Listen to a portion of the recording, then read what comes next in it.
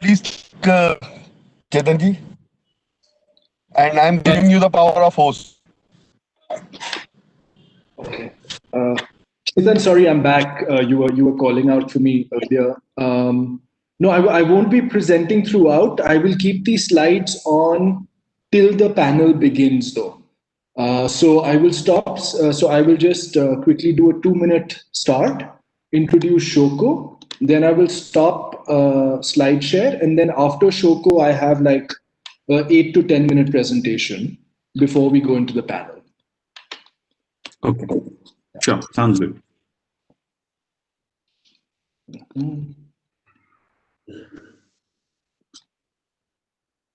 You have the power of host. It's Okay, Karan, by the way, in this one, who all should I make panelist? in this one, it should just be me, Shoko, and the panel. So Sanyukta, of course, Mr. Bagla, Rajiv, Lall. So I'm going to start removing people in that case.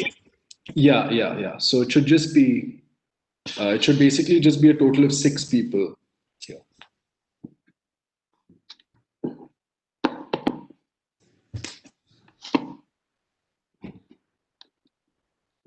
Let me just get the live link. Just a second.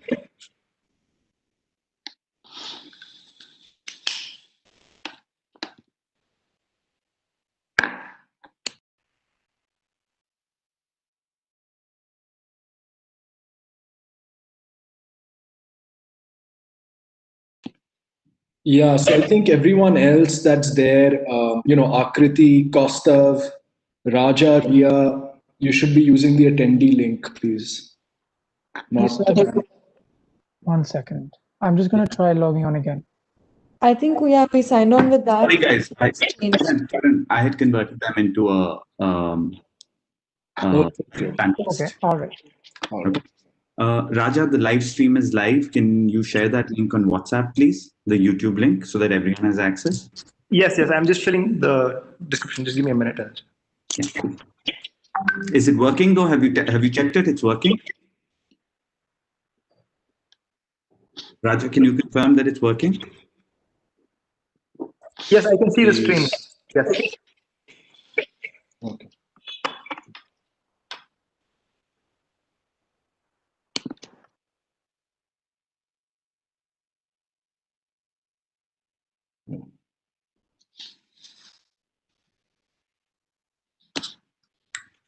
Raja, I'm making you an attendee. Please share the live stream link on the WhatsApp group. Sure.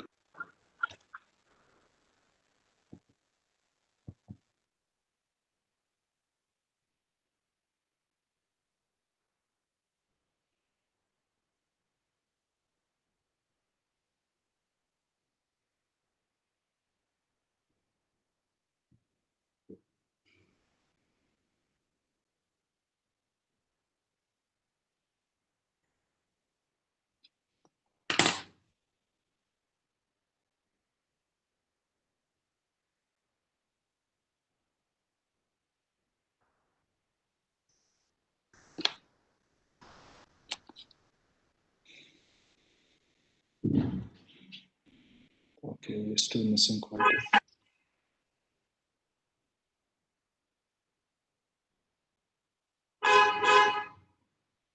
Oh goodness, what is that? Hi Sanyukta, good evening.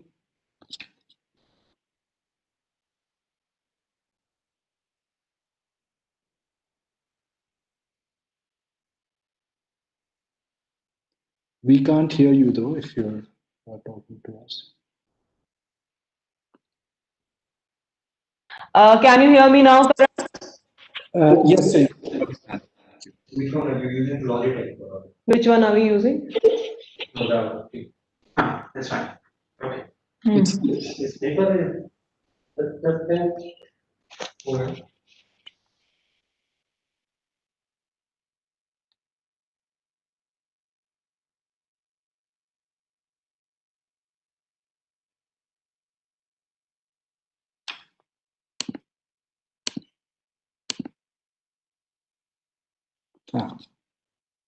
Hi, Shoko. Good evening. Oh, sorry, that was directed at Sanyukta. Good evening. Good evening, Shoko. How are you? Very good. How are you, Samaddar? Thank you so much for appreciation. It was a very untoward incident. That's why we couldn't help it, and told you already. Yeah. Yeah. So I'm real grateful that you are. Oh no, please don't say that. Anyway, I would have been here even if he was here around. So I would have been here anyways. Well, I'm quite thrilled that Sanyukta was there in the event. Wonderful. How do I switch it on?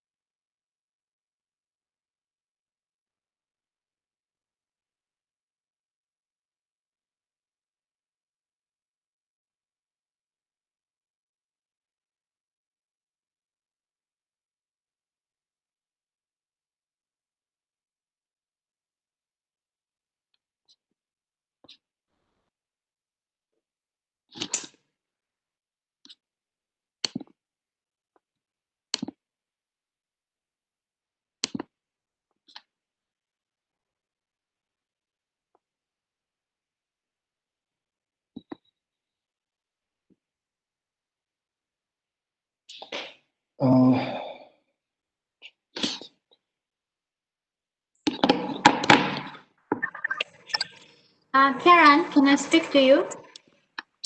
Yes. Shoko. 1 second.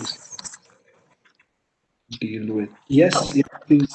Oh yeah, I can see you in the full screen. Great. So I would just start off, right? Yes. There are no slides, Shoko. You will say a few words? No, right? I will quickly introduce you. You will do an opening, and then you'll hand back to me for a short presentation. Yes. Good. Thank you.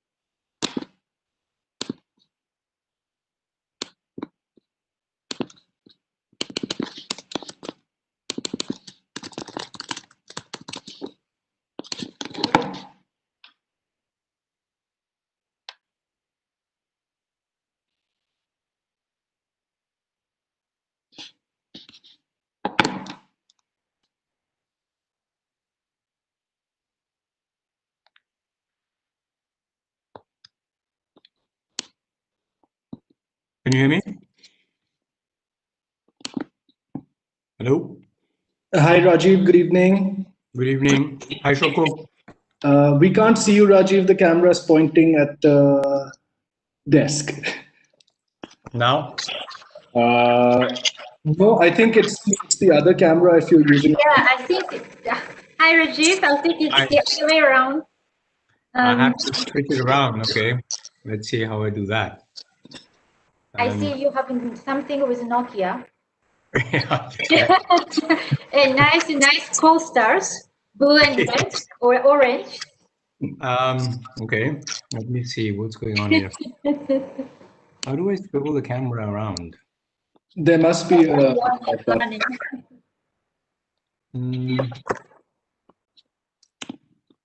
Switch audio, connect. Camera.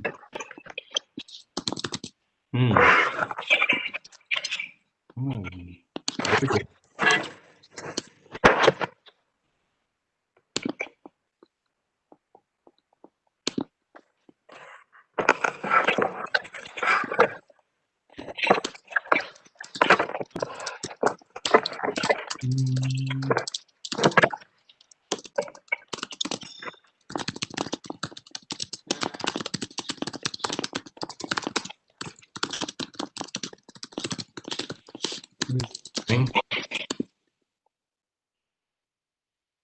Well, I suppose I have the Luddite solution. That doesn't help. Hang on. No, maybe if you, yeah, there'll be some button to just do a, I should be. Show myself in a floating window. Don't mirror my video. Change virtual camera settings. And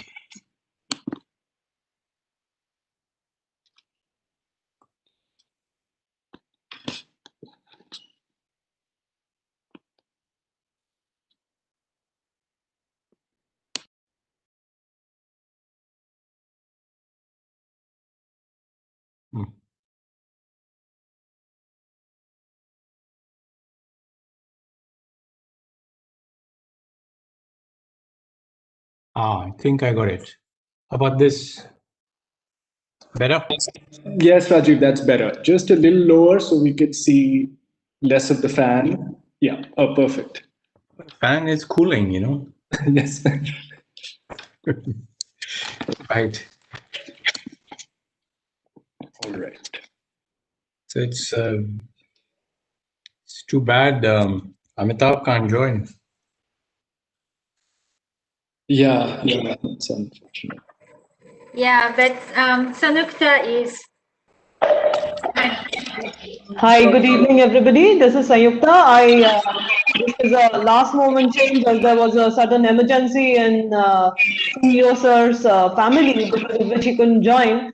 I'm Sanyukta, I'm advisor SDGs in NITI Aayog, and it's an honor to be part of this. Thank you.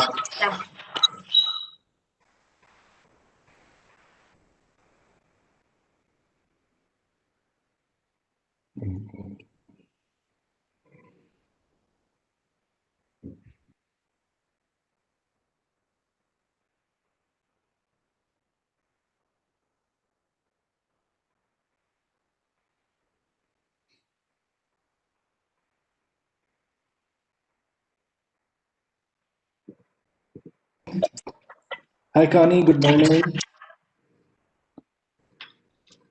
You. Kanni, good morning. Hi, Shoko. Hello. Afternoon to everyone there. Oh. Mine is still not on. No, you're on.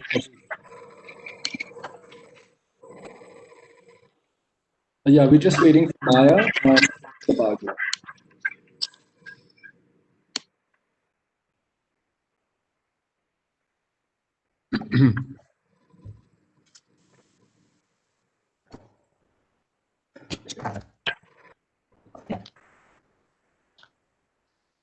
So Kanni, let me introduce Rajiv first.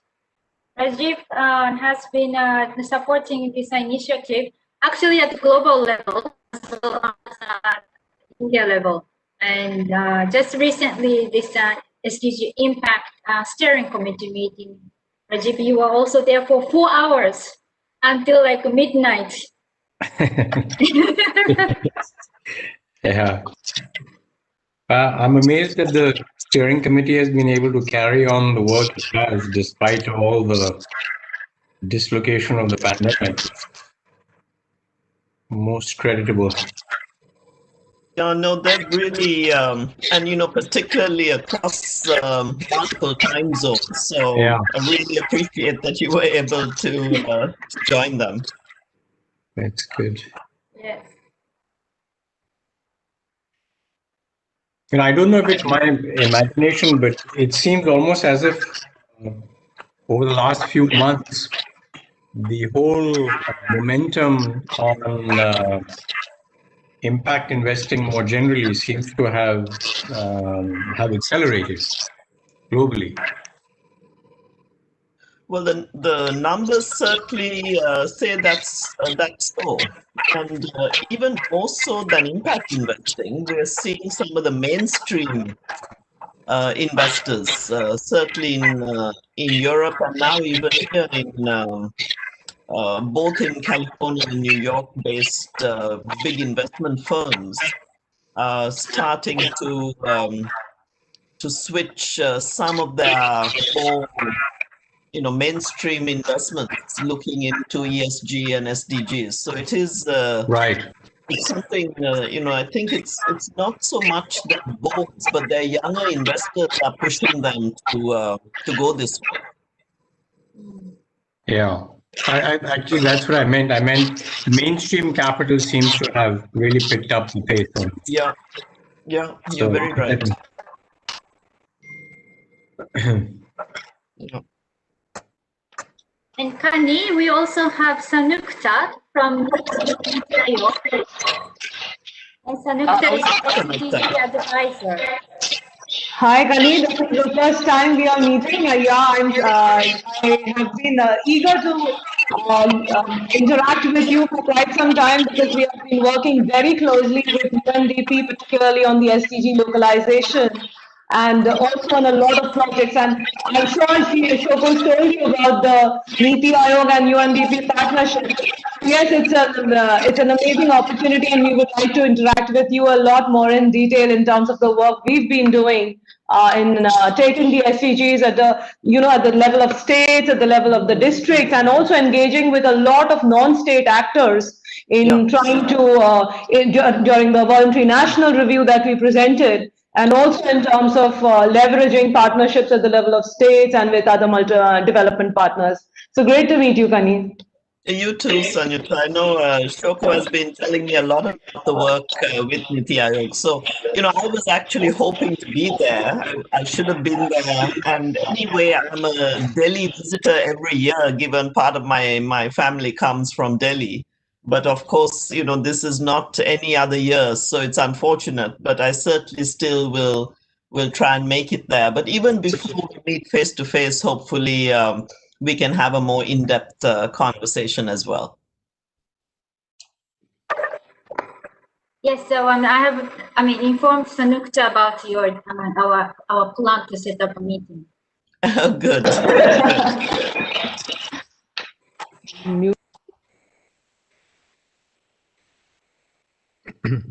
Karen, are we waiting still?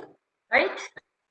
Hi, Shoko. Yes, just another 2 minutes. So maybe just if we can keep 2 minutes of just silence and then we'll start. We just the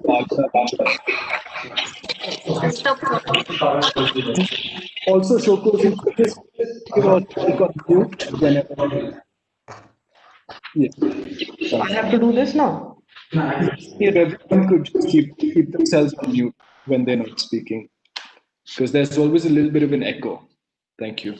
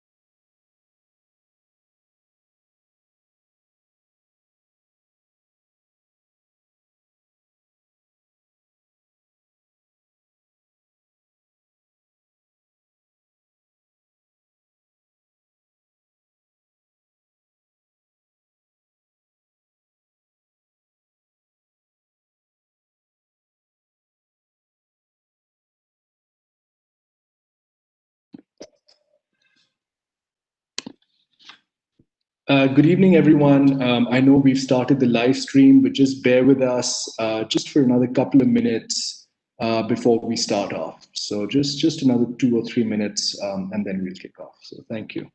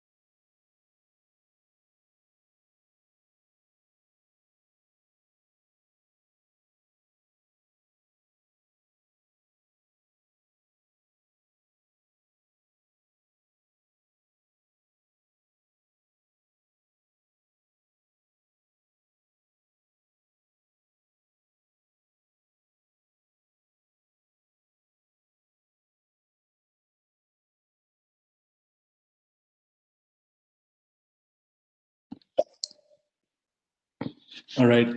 Good evening, everyone. We are waiting for 1 or 2 panelists to join, and they'll join as we move along. I've just been told. So let us get started. I'm delighted to welcome you to the launch of the SDG Investor Map for India.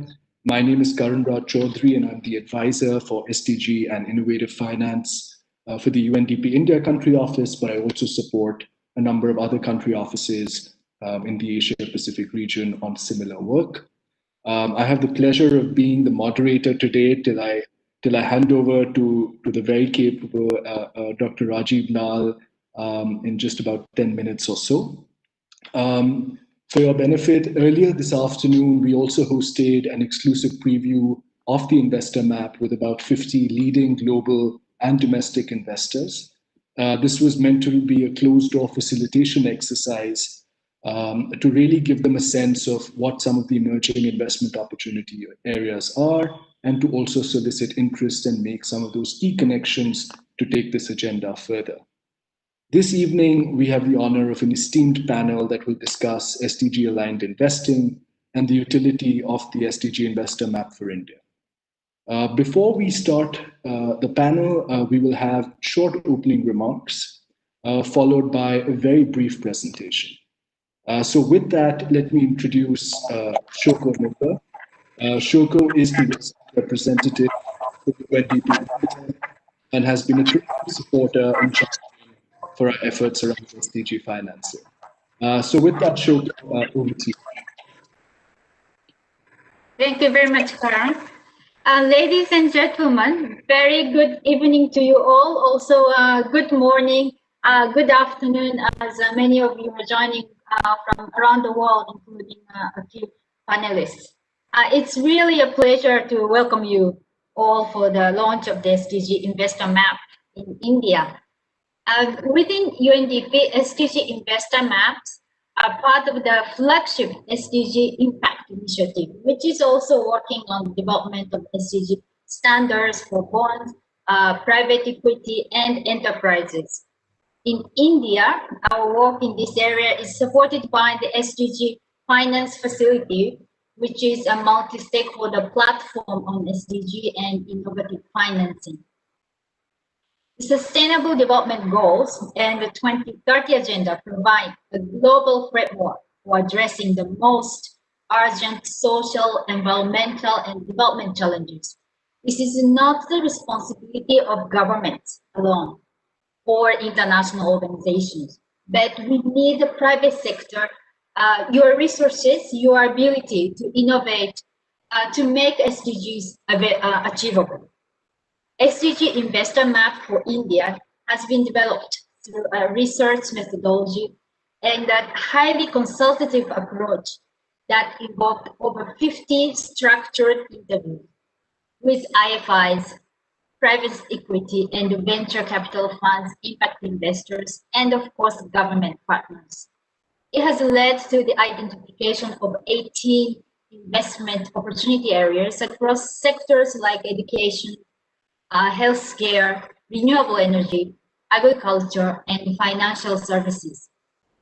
We hope that this result-oriented, data-driven approach that highlights high impact and innovative business models leads to a greater flow of capital and pathways for collaboration and partnership.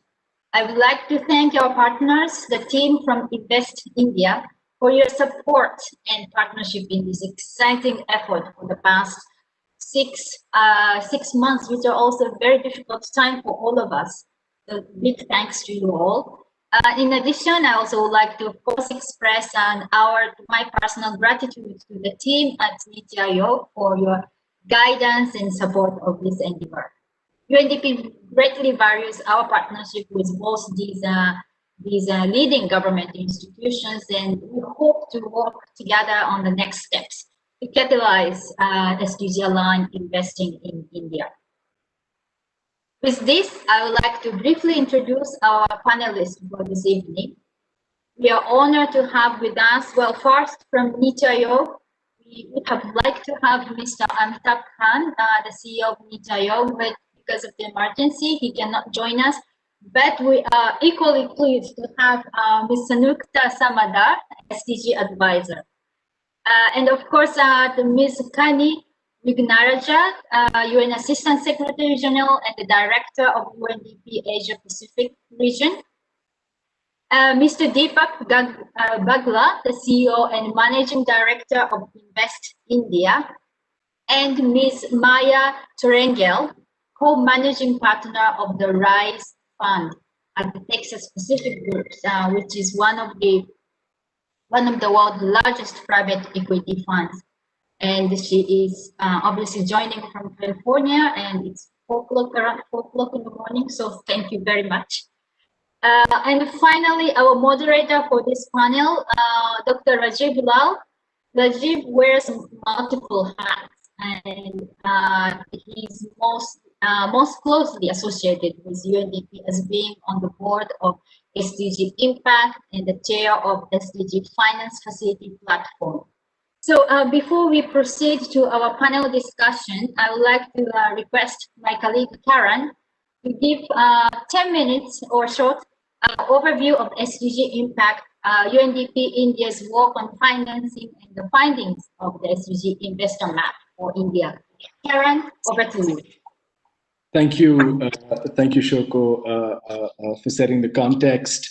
Let me just start out very briefly, as you said, by just giving a quick overview of the work that the UNDP India Country Office is doing around SDG financing, and the fact that our work on the SDG Investor Map is part of a much wider country office effort on when it comes to SDG and innovative finance. I won't go into each of these, but just to give everyone a sense of the kind of work we've been doing over the last 18 months or so. For example, in August of this year, we launched with the Ministry of Finance the Sustainable Finance Collaborative, which brought together some leading domestic and global stakeholders, over 200 institutions, to work on a pathway around sustainable finance in India. And we are now working on some of the next steps from the collaborative, including the development of a roadmap around sustainable financing. We are also increasingly anchoring a lot or aligning a lot of our financing efforts with the work that our program teams are doing at the country office. For example, we are working on unlocking outcomes-based financing using government funding, but also using CSR together with our health team. We've been working with a number of partners to create a model around returnable grants for migrant workers, which is being anchored with the inclusive growth team at UNDP. We've also worked earlier this year, through last year and this year with the Securities and Exchange Board, supporting them on the development of the social stock exchange, which was announced by the Union Finance Minister in the budget in 2019. So these are just some of the efforts around SDG financing, all of which is kind of anchored with the SDG Finance Facility platform, which is a dedicated sort of platform to support all of these multifaceted efforts within the country office. Moving on to the work specifically around the investor mapping exercise, this is work that was started 5 or 6 months ago. And let me just, before I move into some of the specific findings of the map, just introduce SDG Impact as a wider initiative, as well as the methodology, and then the findings. SDG Impact, as you mentioned, is a flagship UNDP initiative or a global UNDP initiative that has 3 key pillars or products around impact management, impact intelligence, and facilitation. In India, we are honored to have partnered with the Invest India team that has been a great asset to moving this work forward, not only just with the investor mapping exercise, but also the facilitation. The India country office for UNDP has been perhaps the only office globally within the system that has kind of worked on all 3 facets as far as SDG Impact is concerned. At the start of this year, we hosted some of the consultations around the standards, which comes under the pillar on impact management. So the standards for SDG bonds, the standards for the SDG standards for private equity. And we're also now working on the SDG standards for enterprises, an area again where partnerships with and the support and alignment with institutions, both NITI Aayog as well as Invest India and others, are going to be critical to be able to move that agenda forward.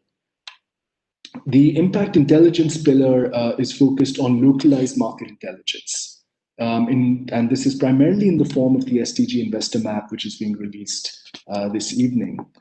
And the third pillar is around impact facilitation. Impact facilitation really leverages on UNDP's role as a convener to try and bring together investors, not only domestic, but also global investors, and together with partners like Invest India, who have an incredible amount of heft in this space, to try and facilitate conversations, meaningful connections, and hopefully influence the flow of capital to SDG-aligned opportunities. Work on SDG Impact is being carried out globally. As you can see, there are a number of country offices across the planet that are working on various stages.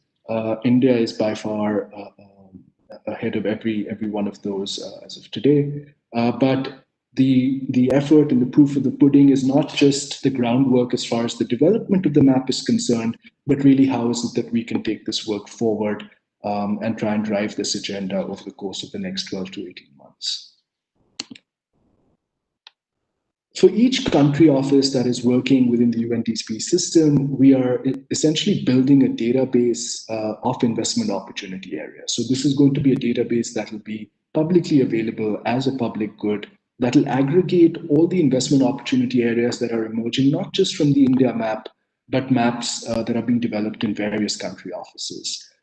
This should hopefully be live by early next year, and will track a number of different facets around these investment opportunity areas. This includes business models. What is the core development need that is being addressed? What is the alignment to SDGs? What are some of the key economic and enabling factors, as well as some of the key risks associated with these investments?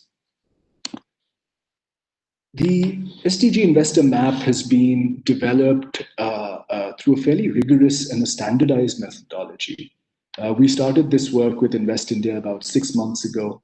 And we really start out with first really analyzing what are some of the key development challenges that we're facing in India as a country. A lot of that is also provided through key policy documents and assessments that have been made by institutions like NITI Aayog.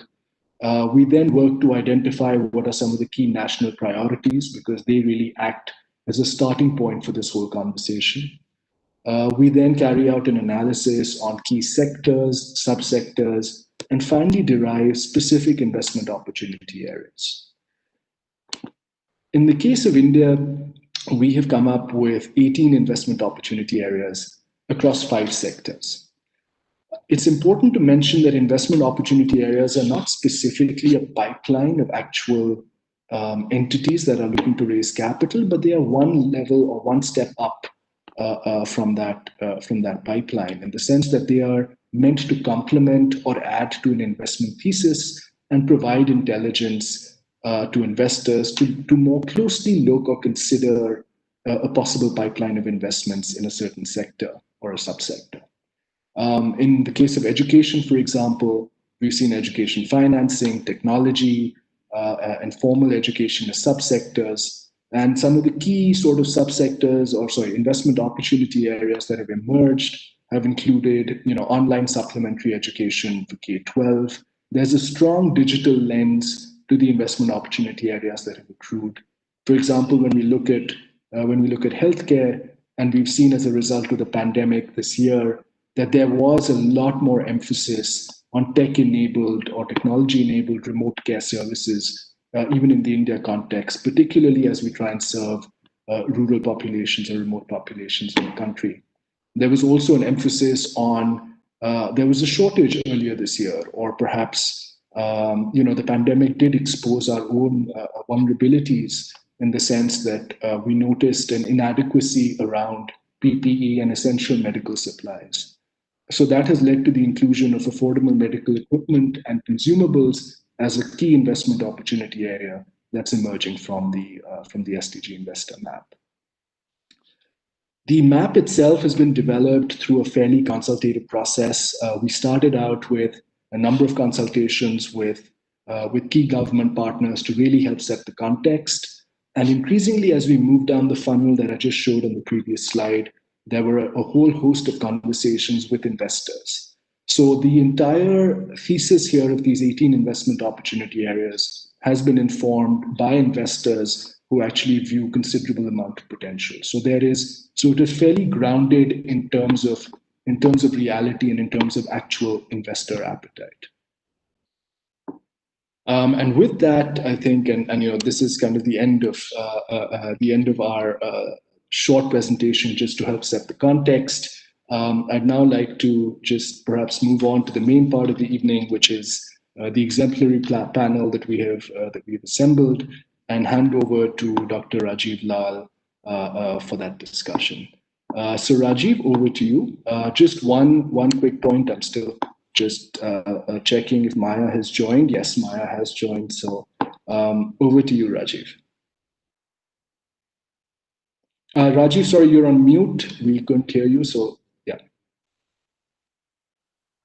Yeah. Okay. Thank you, Karan. So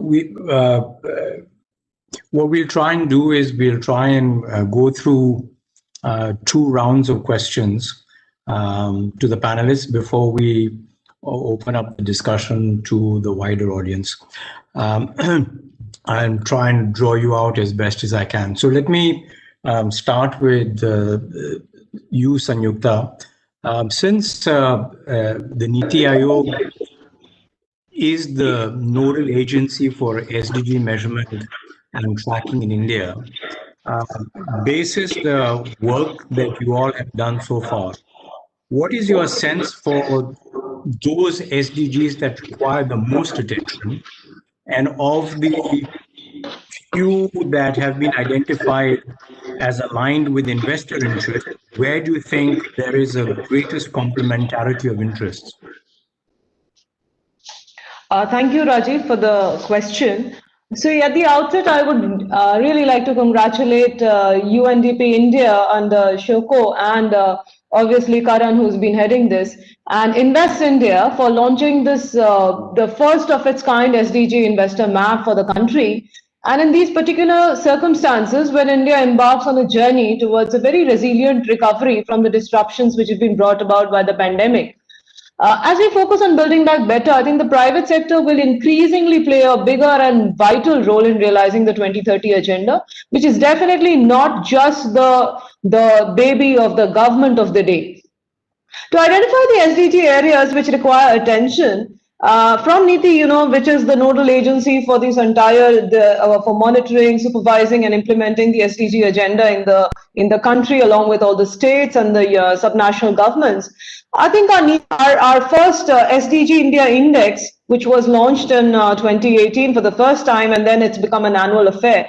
It became the world's first government-led subnational measure, which captures the data in terms of states' performance and its achievements in each of the SDGs, and then ranks the particular states and also highlights which are the areas, which are the key sectors in each of these states and for the country as a whole, which requires more and more focus in order to achieve the targets on time.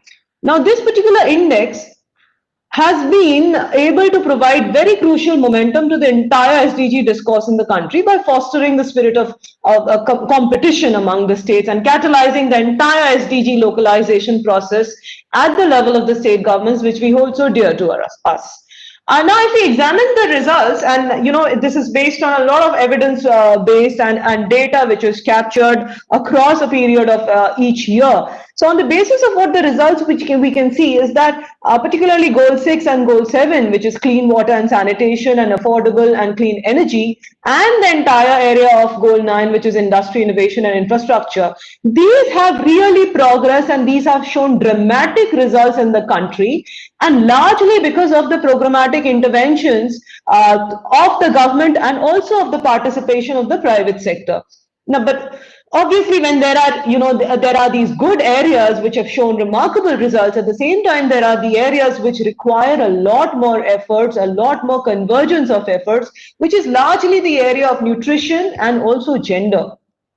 So this is in the area of nutrition, as a response to the challenges that the country faces, our Prime Minister's overarching scheme for holistic nutrition, which we call the Poshan Abhiyan, was launched, and where NITI Aayog plays the role of monitoring the progress under this flagship scheme. Similarly, there has been a consistent amount of focus on Goal 5, where the various government programs are cutting across financial inclusion, banking, credit, housing, skilling, education, and these beneficiary level focus on the girl, child, and women has been able to improve the parameters in the gender equality area. Now, I would definitely like to mention the Jan Dhan Yojana, in which 50% of the bank accounts are held by women, to Housing for All scheme, where female ownership or co-ownership is mandatory, and the gender focus has been so holistic, where it cuts across several areas. However, in terms of the areas which we see are very commensurate from the investment areas of interest, is largely also the entire area of tackling climate change and climate action. And this is where I would like to bring in that entire focus that India has given on creating a whole ambitious program of 450 gigawatts of renewable energy. So this energy, clean energy, and building energy efficiency, I think these are some of the very core areas which require attention and which are also commensurate in terms of attracting investment. So I think some of these areas which you wanted, these are some of the key areas in which India is not only cognizant of the challenges, but at the same time recognizes that it's more and more the private sector, the investment which will come up. That I think holds the key to achieving these goals and to achieving these the low-key solutions, affordable solutions in these areas.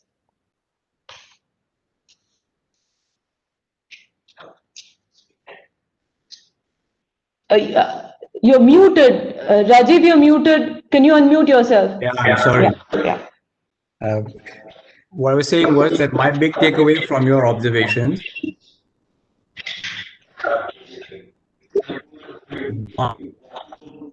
or convergence between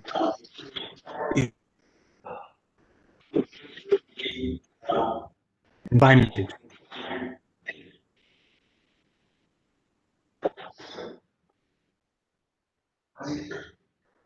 Rajiv, who can't hear you, or we? Rajiv, we can't hear you. Can you hear me? I think there might be some bandwidth issues. Is this better? Can you hear me now, Sanyukta? Yes. Please go ahead. Okay. No, what I was saying was that my big takeaway is that if one were to prioritize amongst all the various sectors, one area that emerges as a big area of opportunity and convergence between public and private in that is SDG aligned is climate change. So with that, if I could move next to Kanni, this targeting and investor mapping exercise has been quite an ambitious initiative across the world.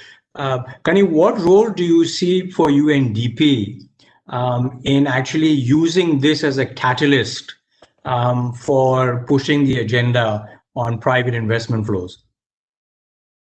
Thanks, Rajiv. And, thank you let me just also really thank NITI Aayog and also Invest India and our team, the UNDP India team, for bringing all of this together. Now, for us, the interest in doing these SDG maps is that we want to bridge policy intent with capital allocation, right? At the end of the day, we want good money to chase good policy and good programs. And I think Sanyukta has really highlighted, as did Karen, some of the key areas that have come out in this mapping. Now, it's interesting that SDGs since 2015 have been seen by the capital markets as soft targets and with very little hard financial return. And this is being proven wrong. So the maps help to overturn this myth. First, it lays out investment pathways in sectors and shows that some of the risk is absorbed through government. And also that it's established business models that are demonstrating now scale and profitability. Because if you're a private investor, you are still first looking for that financial bottom line. Now, second, UNDP is seeing that with consultations, policymakers are also understanding better some of these bottlenecks that are being faced by investors. And investors, in turn, better see the areas of high development impact. So while government can start adjusting and responsibly incentivizing investment in sustainability, investors can agree to sometimes drop a percentage point or two of financial return for high public value that they can then contribute to. And the companies, the industries that are doing this, we can see increasingly in all parts of the world are increasing their market share. Because I think the young generation of investors are looking for a triple bottom line. So for UNDP, the idea is that these maps literally plot the pathway. It's like it's almost like being on an adventure, a discovery process, where you're looking for potential high-value initiatives that are attractive enough financially, but also ensure a positive social and environmental impact. And who really can say no to that? So, Rajiv, being part also of our global SDG impact effort, that our interest at UNDP is to make it a win-win and leverage our partnerships nationally, subnationally, and globally, almost to be a map maker in this discovery, the path that we have set ourselves on. So really amazing to see this work happening in India, and it'll set the tone and also a very high bar.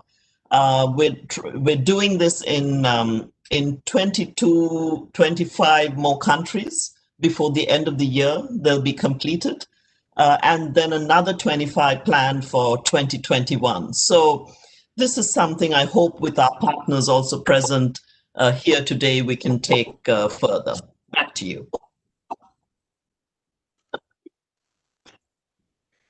Thanks. I as distinct from the matchmaker. So it's a nice, catchy term. Moving over to Deepak. Deepak, the obviously the biggest narrative for this year has been the disruption that the pandemic has caused around. But in your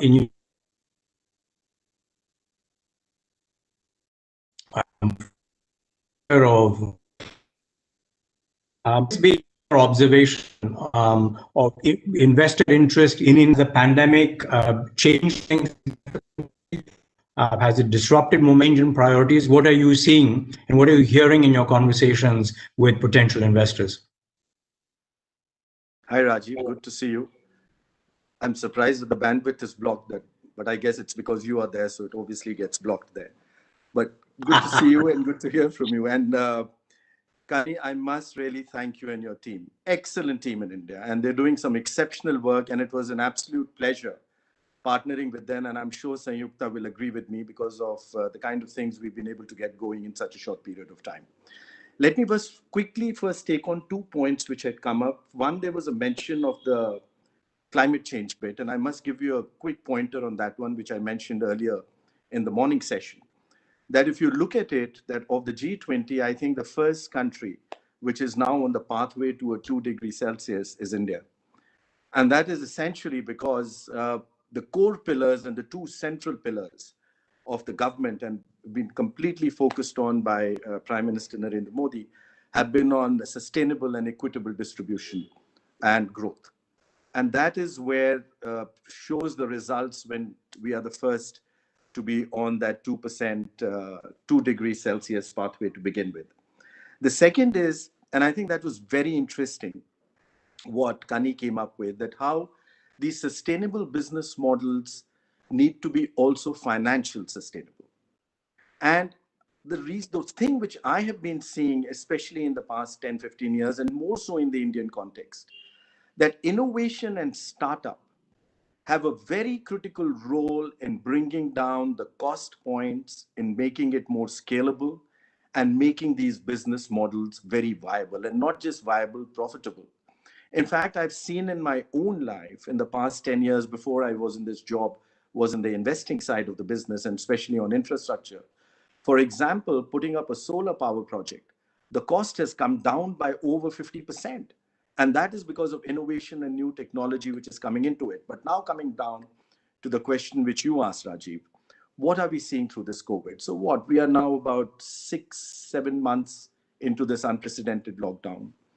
What I am seeing into it is, the first is that what this little virus has done, that it has amplified and catalyzed some of those underlying trends which were already there in the economy and in the system globally. And let me pick up on 2 of them. The first one which I want to pick up is de-risking your business, 101 of any MBA course. And that is where I'm seeing companies now moving very fast on onshoring and reshoring their supply chains to where the market is. Now, just remember, on the 20th of March, before we went into this lockdown, what were the 3 pillars of India? Where, if you also recollect, on 31st of March, which is a financial closer, we closed with $74 billion of FDI, which is the highest ever FDI we've got in our history. And by the way, 92% of that is what we call in the open route, which meant that you did not require any specific approvals for an FDI to come into it. So we are one of the most open economies on the planet. So the first was, we were the largest market opportunity, at least for the next 100, 150 years. You don't see a customer base of 1.5 billion in any single national geography. We were the fastest growing large economy. We were the youngest and most aspirational, average age 29, at least for the next 80 years. That established those 3 pillars, because of which that FDI came in. Now, what I've witnessed in these past 6-7 months is a huge inflow of serious investor interest on this reshoring of supply chains. And the other element which I'm seeing is they're shortening those supply chains. Supply chains over the past 10 decade or so, you would have seen had scattered across the globe. Now, with both these elements, what I'm seeing today, my team itself, is hand-holding over 600 corporate clients. That means a dedicated relationship manager for each of them, with an indicated investment potential of over $160 billion. And these are not in the air. These are actual business plans being implemented, executed, grounded. And these are across a large number of industries. So when we identified the 18 opportunity areas and 6 sectors, I must say, because of the diversity of India, and when I talk about diversity, it means across all axes, be it geographic, be it cultural, be it social, be it economic, you have investment potential across every element of our growth. And look at it, I'm $3 trillion today, looking at $10 trillion in the next decade. That means it's going to be $7 trillion worth adding to bottom line or balance sheets across the globe. So I'm seeing a huge element of those supply chains coming into it. And during the COVID, what I saw is my MSMEs and my innovation element, that pillar becoming extremely strong. I also mentioned about in the morning section, 30th of March, I did not have a single PPE in India. 30th of July, I have over 1 million PPEs a day to the point of quality, which is not just for my own self, but I'm exporting them across the world to Europe and the US. Apart from the fact that I continued supplying medicines to 123 countries of the world, even during the lockdown. That is where that entire innovation where my MSMEs and my startups just completely pivoted their business models and created solutions which were totally different from what they were doing, of global class and scalable. So I think these are the strengths, and the new India which I see coming up, Rajiv, is a new India which is coming bottom up and not just going to be driven by the 10, 12 metro centers of the country. And an interesting example of that is if you looked at the interview of the Nestle chairman in India, he said what he has witnessed during these past 8 months is the demand from the rural and the small T3, T4, T5 cities of India on that FMCG side is double that of the urban centers. That is showing that big movement coming up, and that is where we are seeing SDG goals being looked at in a very fast track mechanism. I could elaborate on that, but I think I've taken more than my time allocated, but we can take it forward. But Deepak, that's a very important point about fast tracking the SDG aligned sectors. We'll come back to that in the second round. So hold that thought. Let me turn quickly to Maya. Maya, first, thank you for joining us at this very early hour in California. But since coincidentally the fund that you co-manage is called the RISE Fund, it's only appropriate that you rise early to share your time with us. So quick question for you. I wanted to go back to what Kanni mentioned. This notion of a trade-off between return and impact that the next generation of wealthy millennial investors seem to be driving. Do you see that? Or there is still a lot of debate around this question? Great, thank you, Rajiv, and thank you to everyone for giving us this time on this important subject. The question of trade-offs for me is really one of there being a spectrum. And I'm at the edge of the spectrum where within the RISE Fund, which is today a $5 billion global fund that is quite active in India, backed by TPG. Within the RISE Fund, we're looking for opportunities where there actually isn't a trade-off between the potential for financial return and the delivery of great impact. What we do is not a silver bullet. We can't solve every problem. We can't meet every challenge with the expectation that we're going to get full financial return. There are other areas where we need cooperation with government. We need to find catalytic capital and hybrid solutions where capital that doesn't expect full financial return partners with commercial investors to deliver an outcome.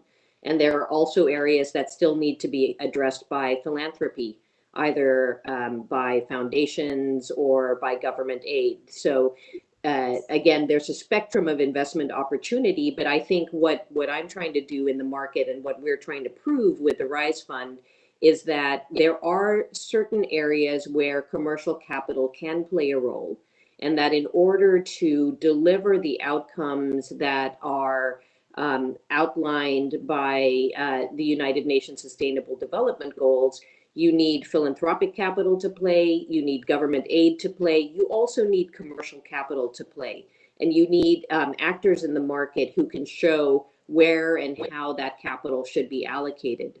For me, India is a very special place. So our fund is a global fund, but we have a team in India and we have an investment practice in India. And I've been lucky enough to have invested in India for more than a decade. And India is a special place because there is density of population, there are incredible entrepreneurs, and there is innovation and activity. And I think India, for me, has always played a special role as a cauldron of this kind of innovation and activity that can set an example for other parts of the world as to what can be done. So within the RISE Fund, for example, we have an investment in a company called Fourth Partner Energy, which is the largest distributed solar company serving businesses in India to power their businesses using renewable energy. We have investments in dairy companies that are working hand in hand with smallholder farmers to increase their productivity, to increase income to smallholder farmers. So we have investments on the climate side. We also have investments on what I call the social side to bring up economic uplift to smallholder farmers.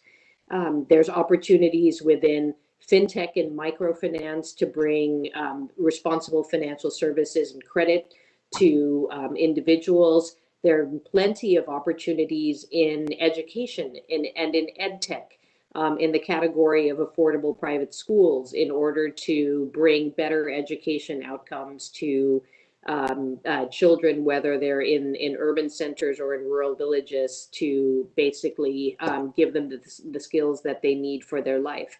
So there are multiple areas of investment as outlined by the map, which is a very important tool to help us direct our energy. And I think, again, there is opportunity for full financial return. Not every opportunity should be financed by commercial capital, but that's where we happen to play. So thanks for that, Maya. Maya, I just wanted to take one thread from your comments and pair that with what we heard a little bit earlier. Given where we are and how critical it is to keep the momentum of capital flowing in as many sectors that are SDG aligned as possible, it seems to me that India, because in part of its scale and many other unique characteristics, offers a huge space of complementarity where returns do not have to be sacrificed for also achieving the SDG goals. So perhaps one of the takeaways is that from India's perspective, this in a two-track manner. One is let not the perfect become the enemy of the good, and allow to keep coming into sectors that are already making a return and are SDG aligned, while also thinking about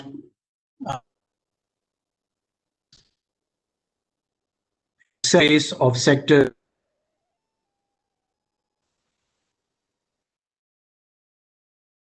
Rajiv, having a problem with your audio. Do you, do you want to switch off your video?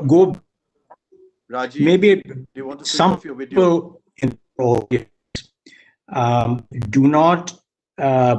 not fully aware of the work that you have done, or NITI Aayog has done, on the aspirational districts.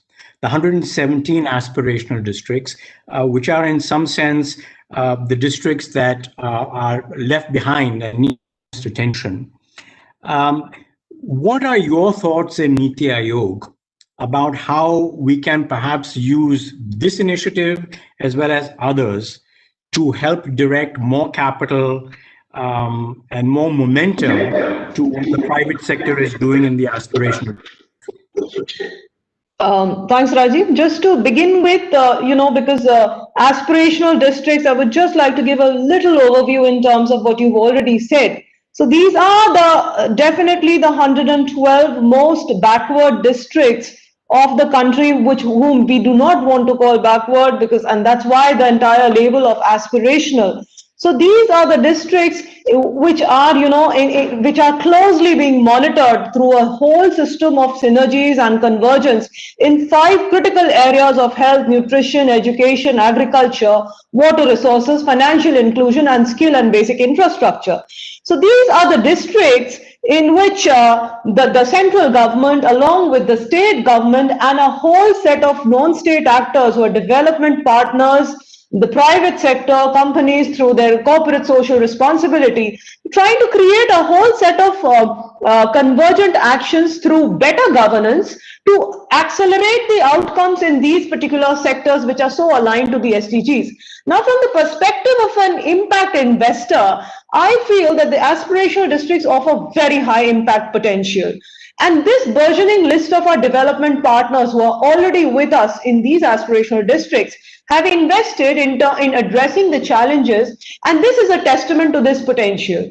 So we've already put in place a very robust, real-time and very dynamic monitoring mechanism in the aspirational districts, which is out in the public domain through our Champions of Change dashboard. And using a whole set of 49 indicators and 70 plus data points, we very closely monitor their progress in the sectors which I just mentioned. And this is what the real, the challenge of the competition brings in terms of accelerating the outcomes which are there for the ease of living, for the better standard of living of the people in these aspirational districts. Now, the position and progress of all these districts and these 5 critical areas are put in a public domain. It's very competitively done. It's very transparent. And this level of transparency, I think, has encouraged a lot of domestic and international development partners, particularly in investing in these districts. However, now what is important is that how do we bring in the private sector in terms of creating these social impact investments, particularly in close coordination with the district administration.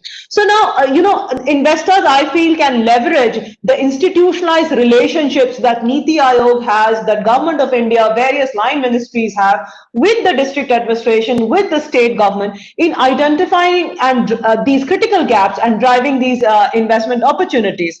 Now, we all know about, how India's been consistently improving in the ease of doing business. And that's not only for the country, but similarly, we have the entire state reform action plan, and the states are ranked in terms of various reforms which are being driven by the states to improve investment decisions, to facilitate and create a very robust ecosystem for setting up new businesses through simplification of rules, fast tracking approvals, and so on, and creating a very competitive and cooperative supply chain environment. So these are some of the critical areas in which, the state governments can also, and they are, Deepak ji is here, so they are doing this in an accelerated fashion so as to improve the investment situation in the states. Now, what I foresee, is we've been working very closely with the state governments, particularly in terms of creating the whole SDG monitoring and implementational efficiencies for achieving the targets, for aligning the state priorities with our national priorities as well. But what I feel is that the states are increasingly localizing the SDGs by creating their customized institutional structures, by improving their means of implementation, by increasing their monitoring capacities. However, the feedback which we get from most of the state governments is largely the financing gaps. Now, these financing the critical gaps in sectors, this remains a challenge for most of our subnational governments, for most of our states. And if we are talking at the state level, definitely this becomes far more critical at the level of the aspirational districts. So what I personally feel is that the way forward for us is in terms of thinking as to how we can localize the SDG investor maps, which UNDP and Invest India have jointly come up with. So in localizing these SDG investor maps, taking it from, further down from the national level to the state level, and then again, in terms of breaking it down to the district level, districts where it actually matters, where it's required, in terms of improving livelihoods, in terms of improving incomes and standard of living. I think that is the next big thing which we as partners in this entire development process can work towards, and this can be done very effectively through collaborations with different state governments, with the private sector. So what I would just like to mention here is largely, that, well, the aspirational districts are definitely very close to the entire development process, and quick action leads to quicker results in these places because they are so much at the threshold level. So the more the private sector gets in, and I think this is where the important role of innovation, particularly at the grassroots level innovation, in terms of providing solutions, affordable solutions and customized solutions to in the various sectors of human and economic and infrastructure development in these particular areas, that becomes a critical role. So I see this in the entire movement of, this is a very beautiful beginning, and this could mark the beginning of how UNDP could take this forward of decentralizing and disaggregating the investor maps, SDG in the investor maps, to identify the areas of investment, areas of interest, areas of opportunity, not only at the national level, but take it down to further at the state level and to the district level. I think this is one of the biggest opportunities which we all need to work together in terms of very effective collaborations. Thank you so much. So, yeah, I think this idea of disaggregating the investor maps, I think, is a very important one. I'm sure the UNDP will take note of that. One additional thought, listening to Maya's comments, could be that for NITI Aayog, it could be something to think about, that particularly for the aspirational sectors, or the districts, maybe NITI Aayog should be thinking conceptually about the hybrid models that require hybrid capital. Because mainstream capital will choose the shortest path, the easiest path to return. And that, Mr. Bagla, is in Mr. Bagla's capable hands. But the NITI Aayog could perhaps think more conceptually about developing models for hybrid capital to make things happen in the aspirational districts. Kanni, no conversation about future investment flows would be complete without touching on digitization. The digital divide in accessing basic services is such a global phenomenon.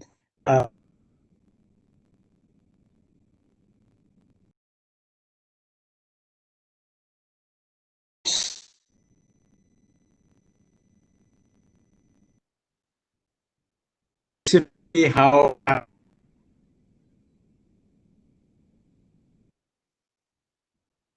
hello, Kanni? Are you? I think we may have lost you now. No, I'm here, Rajiv. I'm just I'm here. So let me pick up on that, and I also want to just reflect very briefly on a couple of things that Deepak and Maya also said. Did you hear my question? Sanyukta. So, yes, I heard your question. So on the digital, this is a world that's already upon us. So it's not, we're not holding our breath, waiting for the digital world to arrive.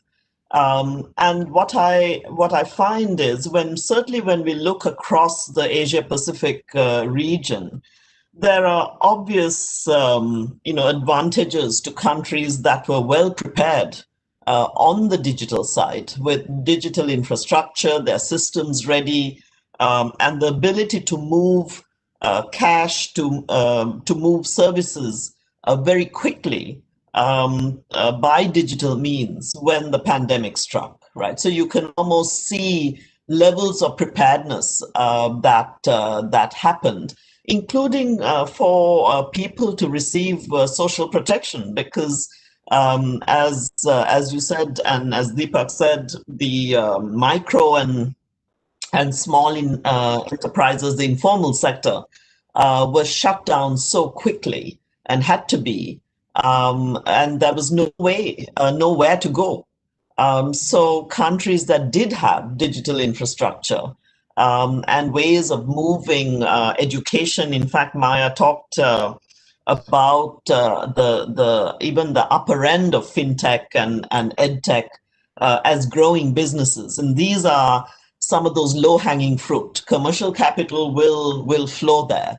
Now, for us, what we're looking at, and to kind of tie the issues together also with where we would like to see more investment, is for UNDP, the digital economy, if you wish, which is so reliant on all people having access to digital means, to the internet.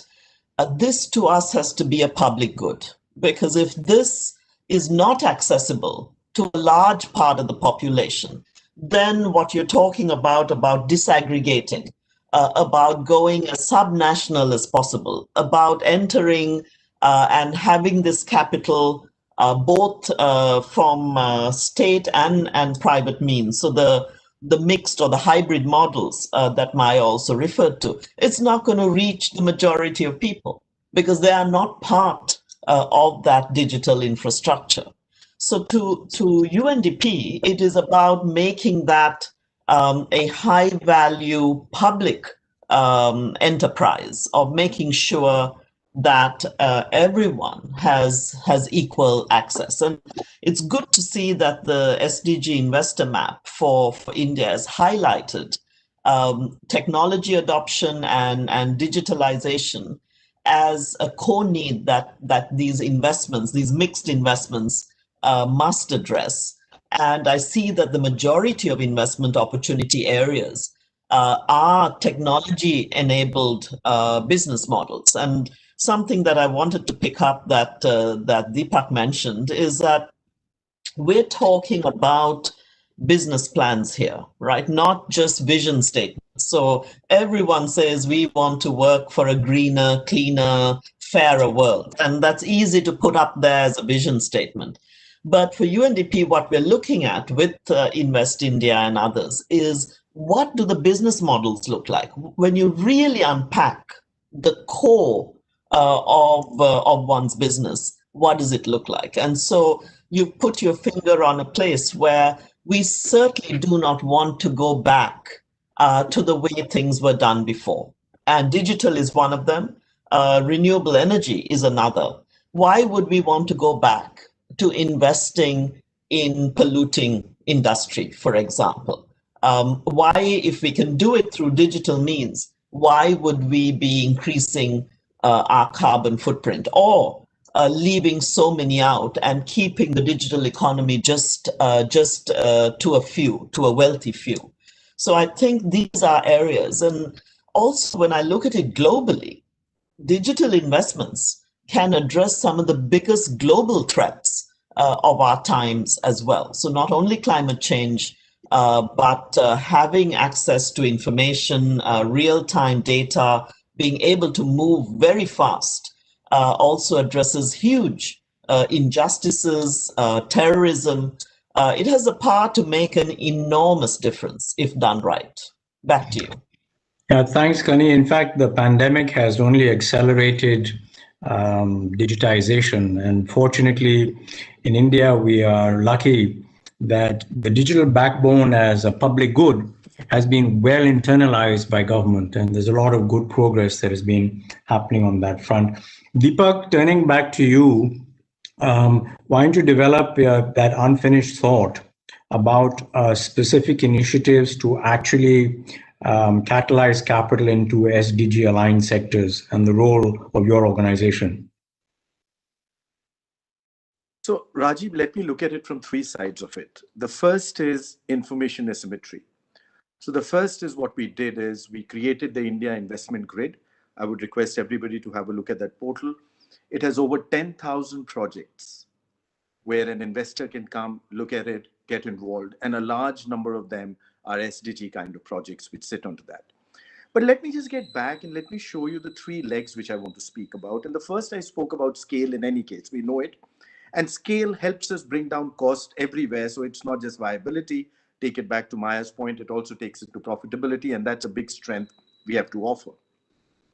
The second is innovation, and obviously we had everyone speak about innovation. We had Kanni also speak about it. And there's a huge level of innovation and entrepreneurship happening in India. And that is bringing down costing and scalability of these models very quickly, and also bringing about implementation of these new models, be it getting water, be it electricity, renewable power, food, education, mobility, each and every place. And digitization, to my mind, is the biggest element which is creating India at an inflection point today. We are turning around that bottom end of the hockey stick, and that entire vertical drive is going to be driven by that digitization. Rajiv, you mentioned, I have 730 million people on the net today.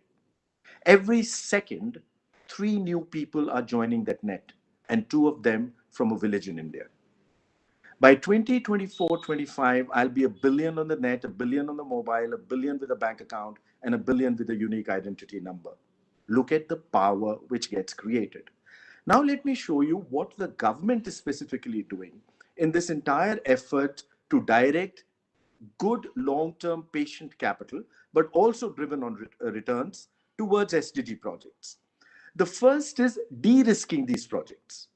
So the first element of that would be creating the infrastructure, both the digital infrastructure as well as the physical infrastructure.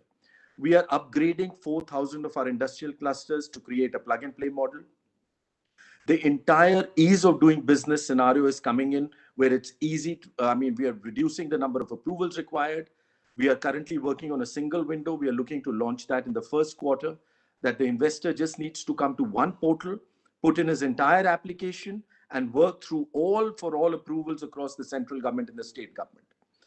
The idea of these de-risking, all these processes and the ease of doing business is bringing down the cost of doing that business. Imagine doing plug-and-play models in these entire industrial clusters. The moment you bring down the cost of establishing and doing that business, the profitability tends to take up on a huge exponential manner. And these are the big steps which are currently happening. So from the information which I provide to you on the India Investment Grid, to giving you all approvals and hand-holding you even for your issue resolution, all through a digital framework, and to help fast application of your business. And then from there, the access to market. So for example, Sanyukta spoke to you about the aspirational districts. What we are now doing is one district, one product. We are picking up one product in every district of India and going to make it into a global level product by providing all hand-holding to it, be it the financing, be it access to the global and local markets, packaging, branding, everything, and quality control. And that is also happening on a fast track. So that's yet another thing which is happening, and it's all riding on that digital framework. And to my mind, the new India which is emerging out of this entire effort is riding on that digital framework and infrastructure. And you will see a new India emerging out of it. Thank you for that, Deepak. I'm mindful of time, but I think there's one very important question that I need to address to Maya to go back to the bigger global picture. There seems to be an accelerating momentum globally in the direction of more responsible investing. And in that context, Maya, as you well know, there are multiple initiatives that are intended to develop the global ecosystem for sustainable financing, whether it is on standardization, whether it is on measurement of whether it is on disclosure norms, etc., etc. what CPGs, what is thinking about that? And if you had any advice for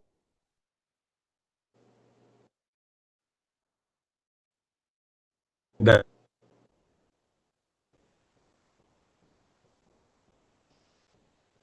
Thank you.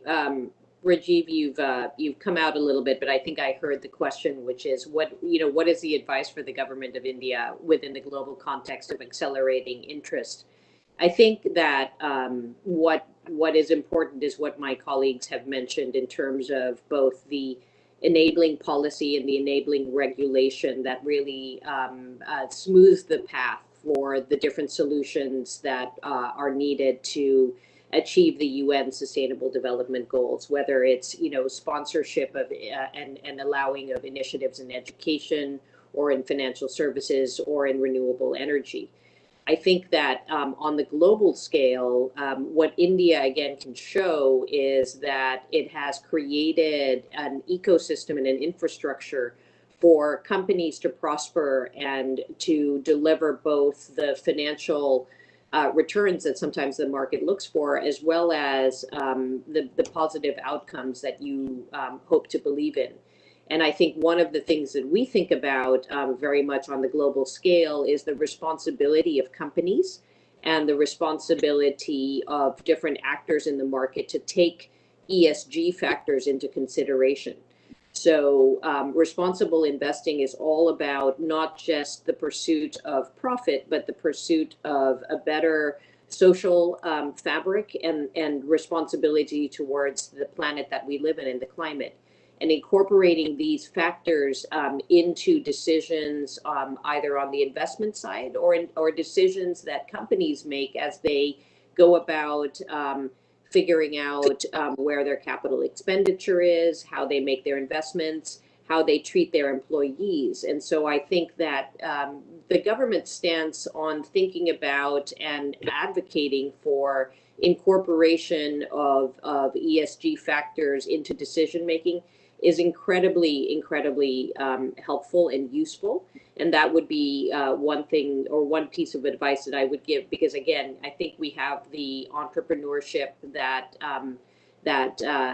can really deliver a lot in India. The world looks to India again as the cauldron of experimentation, and there's much that can be done.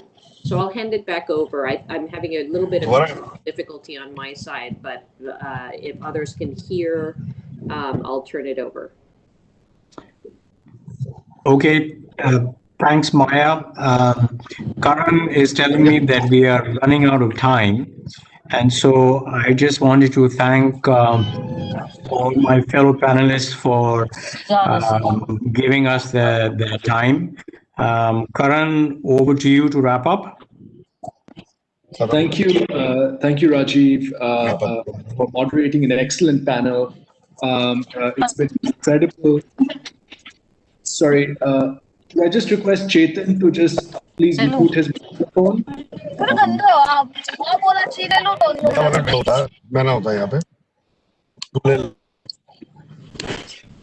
Sorry, just trying. Sorry, yeah, that's better. So thank you everyone for joining us for a great discussion. Now more than ever, collaboration, this one, and conversations like this one. Sorry, still continued. Could I just request someone at the Invest India team to please mute Chet and also the Invest India mic, Vikasji, your mic as well, please. Thank you.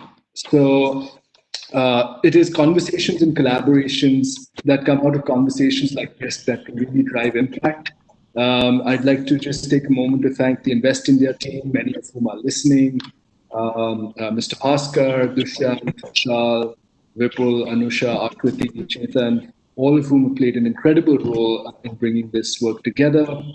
Also, of course, Sanyukta and her boundless energy for the SDG agenda, as well as her team, Soumya and Alan, who have been incredible supporters. Maya for joining us at this ungodly hour. for you, and it's been really excellent having you as part of this conversation. Stay in touch. And finally, Kanni, for being an incredible leader for UNDP in this space. So with that, thank you for joining us, and we will be sharing publicly as well. Thank you. Thanks, Dr. Lall.